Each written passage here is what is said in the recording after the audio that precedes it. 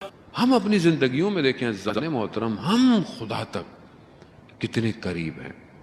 ہم مسلمان ہیں، اللہ کو مانتے ہیں، اللہ ایک ہے، ظاہر ہے وہ بھی اس سے انکار کوئی نہیں، لیکن یہ ایک خدا میری زندگی میں کہاں ہے؟ میں اس خدا کے کتنے قریب ہوں؟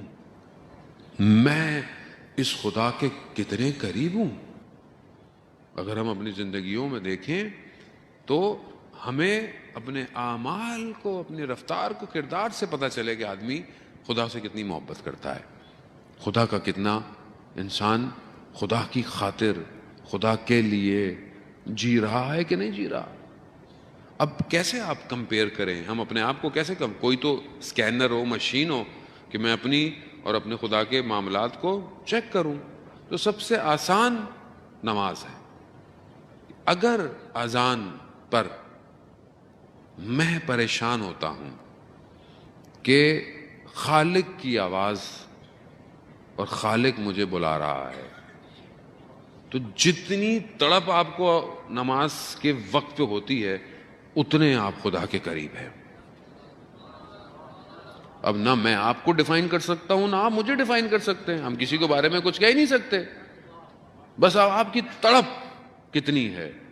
کیونکہ بھئی اس سے آسان عبادت کوئی نہیں ہے، اس سے زیادہ وافر عبادت کوئی نہیں ہے۔ خوب حج، وہی شاید استطاعت نہیں ہے، انسان حج نہیں کر سکتا۔ روزے ہو سکتا ہے مریض ہو سکتا ہے مشکل ہو، کہیں ہو، لیکن چلیں وہ بھی سال میں ایک دفعہ ہے، لیکن یہ تو روز ہے، 5 وقت میں ہے۔ اب آپ کی بے چینی آپ کو بتائے گی، اور یہ بے چینی کا آپ اس وقت احساس کریں کہ جب آپ کسی اور شہر جائیں، کسی اور ملک جائیں، اور وہاں آپ پہنچیں تو آپ سوال اپنے میزبان سے یا جہاں پہ ہوں کیا پوچھیں گے؟ کہ رات کو سونے لگا ہوں؟ کیا پوچھیں گے؟ فجر کی اذان کتنے بجے ہے؟ پوچھیں گے نہیں پوچھیں گے؟ فجر کی اذان کتنے بجے ہے؟ پوچھیں گے نہیں پوچھیں گے؟ اگر یہ بے چینی ہے تو اس کا مطلب کیا ہے؟ آپ تڑپتے ہیں کہ میں وقت سے پہلے اپنے محبوب کی بارگاہ میں پہنچوں۔ یہیں سے تو پتہ چلے گا، اور کیسے پتہ چلے گا؟ اور آپ کیسے ڈیفائن کریں گے کہ میں پروردگار تجھ سے محبت کرتا ہوں؟ اور محبت کہاں دکھائیں؟ کہیں تو شو تو کرنی ہے نا۔ اب آپ کسی سے کہیں میں آپ سے بہت محبت کرتا ہوں، میں آپ سے اطاعت کرتا ہوں، ماں باپ سے میں آپ سے بہت پیار کرتا ہوں، احترام کرتا ہوں، وہ کہیں گے بیٹا میری بات تو سنتے نہیں ہو، احترام کیسا؟ میری بات تو سنتے نہیں ہو، پھر احترام کیسا؟ بیوی سے انسان محبت کا اظہار کرے اور کبھی پریکٹیکلی کوئی چیز کرے ہی نہیں تو وہ بھی کہے کہ یہ باتیں کرتا ہے۔ بچے سے آپ بولتے رہیں بیٹا تم بہت اچھے ہو، تمہارے لیے میں یہ لاؤں گا، تمہیں یہ لاؤں گا، اور کبھی آپ نے اس کو کبھی موٹیویٹ ہی نہیں کیا، کوئی تحفہ نہیں دیا، تو وہ کیا بولے گا؟ یہ سب ہوائیں ہیں، یہ باتیں ہیں۔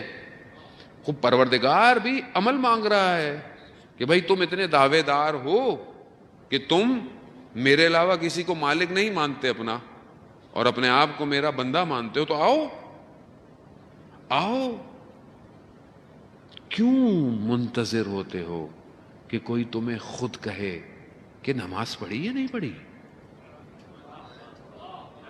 کتنی شرمندگی ہو بندے کو، یعنی عاشق کو تو مر جانا چاہیے کہ اگر کوئی یہ کہے اس کو کہ محبوب تمہارا انتظار کر رہا تھا اور تم متوجہ نہیں تھے۔ اب علماء بیان کرتے ہیں تمثیل، مثالوں سے لیلا مجنو کی داستانوں کو۔ مجنو ایک شہر پہنچا اور اس نے بولا کہ لیلا کہاں ہے؟ تو کس نے بولا کہ تم کون ہو؟ کہا مجنو ہوں۔ کہا تم مجنو ہو اور تم لیلا کا پتہ پوچھ رہے ہو؟ تمہیں تو پتہ ہونا چاہیے، تم کیوں پوچھ رہے ہو؟ تو مطلب تم مجنو نہیں ہو۔ پہنچ گیا دروازے پہ، مجنو پہنچ گیا، مجنو تھا، پہنچ گیا، دروازہ کٹکھٹایا، اندر سے آواز آئی کون؟ کہا میں۔ پھر آواز آئی ابھی تک میں ہی ہو؟ یعنی ابھی تک میں پھنسے ہوئے ہو۔ پھر کئی عرصے بعد واپس آیا، کہا کون؟ کہا تم. یعنی یہاں ختم ہونا پڑتا ہے کہ انسان فنا ہو جائے. کس پر؟ خالق پر.